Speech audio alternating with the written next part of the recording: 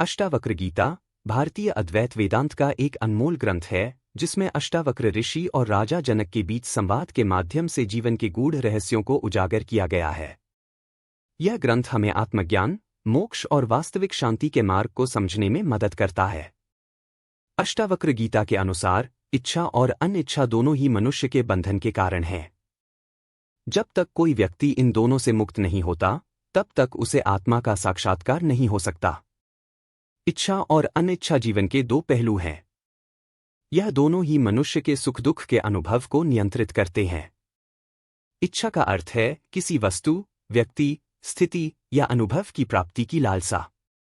अनिच्छा का अर्थ है किसी वस्तु, स्थिति या अनुभव से बचने की चेष्टा। अष्टावक्र गीता कहती है कि जब तक मनुष्य इच्छा और अनिच्छा में उलझा रहता है, तब तक वह द्वैत में फंसा रहता है। यह द्वैत उसे उसके असली स्वरूप से दूर करता है। इच्छा हमारे मन का एक स्वाभाविक गुण है।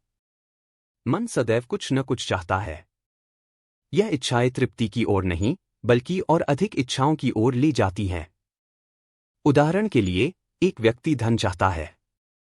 जब उसे धन मिल जाता है, तो वह और अधिक धन की आकांक्षा करता है। यह चक्र अनंत है। अनिच्छा उस चीज से उत्पन्न होती है जो हमें दुखदायी या अप्रिय लगती है। यदि कोई व्यक्ति किसी स्थिति या व्यक्ति से बचने की कोशिश करता है, तो वह अनिच्छा का अनुभव करता है। यह भी मनुष्य को अशांत और दुखी करता है।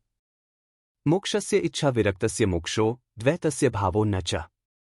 मोक्ष की प्राप्ति तब संभव है जब मनुष्य न तो किसी चीज की इच्छा करता है और न ही किसी चीज से घृणा करता है। इच्छा और अनिच्छा दोनों ही बंधन के कारण हैं। जब हम किसी चीज को पाने की इच्छा करते हैं, तो हम उसकी प्राप्ति के लिए प्रयास करते हैं। यदि वह प्राप्त नहीं होती, तो हम दुखी हो जाते हैं। इसी प्रकार, जब हम किसी अप्रिय स्थिति से बचने का प्रयास करते हैं और वह हमारे नियंत्रण से बाहर हो जाती है, तो हम पीड़ा का अनुभव करते हैं। इच्छा और अनिच्छा से द्वैत उत्पन्न होता है। यह अच्छा बुरा, पसंद नापसंद और सुख दुख के रूप में प्रकट होता है। यह द्वैत हमें आत्मा के अद्वैत स्वरूप से विमुख कर देता है। अष्टावक्र गीता हमें इच्छा और अनिच्छा से ऊपर उठने का मार्ग दिखाती है। अष्टावक्र गीता कहती है कि व्यक्ति को जीवन की सभी परिस्थितियों को साक्षी भाव से देखना चाहिए। त्वं साक्षी निरपेक्षो निर्लेपो न्यस्पृहा।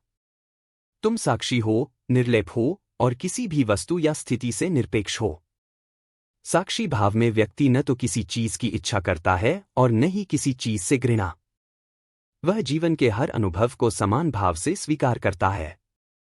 इच्छा और अनिच्छा से मुक्त होने के लिए समता का अभ्यास आवश्यक है। यह अवस्था स्थितिप्रज्ञता की स्थिति कहलाती है, जिसमें व्यक्ति सुख दुख, लाभ हानि और यश अपयश में समान रहता है। अष्टावक्र गीता में कहा गया है कि मनुष्य को अपने स्वधर्म का पालन करना चाहिए, बिना किसी फल की चिंता किए। इच्छा और अनिच्छा से मुक्त होकर कर्म करने से व्यक्ति मोक्ष के मार्ग पर अग्रसर हो सकता है। इच्छा और अनिच्छा से मुक्त होने का सबसे प्रभावी उपाय है आत्मा का ज्ञान। जब व्यक्ति समझता है कि वह न तो शरीर है, न मन और न ही इच्छाएं, तो वह इनसे स्वतः ही मुक्त हो जाता है।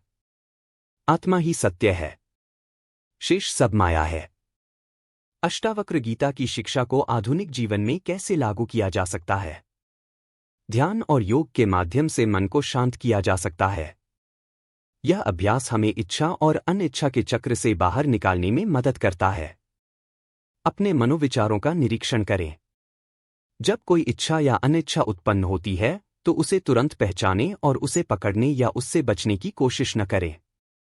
जो कुछ भी हमारे पास है, उसके प्रति कृतज्ञता का भाव रखें। संतोष इच्छा और अनिच्छा को कमजोर करता है। अष्टावक्र गीता हमें सिखाती है कि इच्छा और अनिच्छा से मुक्त होकर ही सच्ची शांति और आनंद की प्राप्ति संभव है। यह दोनों ही मनुष्य को उसके वास्तविक स्वरूप से दूर रखते हैं। आत्मज्ञान, साक्षी भाव और समता के अभ्यास के द्वारा हम इनसे ऊपर उठ सकते हैं। जब हम स्वयं को इच्छा और अनिच्छा से परे समझते हैं, तभी हमें आत्मा का साक्षात्कार होता है और हम मोक्ष की ओर अग्रसर होते हैं। इच्छा और अनिच्छा से मुक्त होकर ही आत्मा का सच्चा ज्ञान संभव है।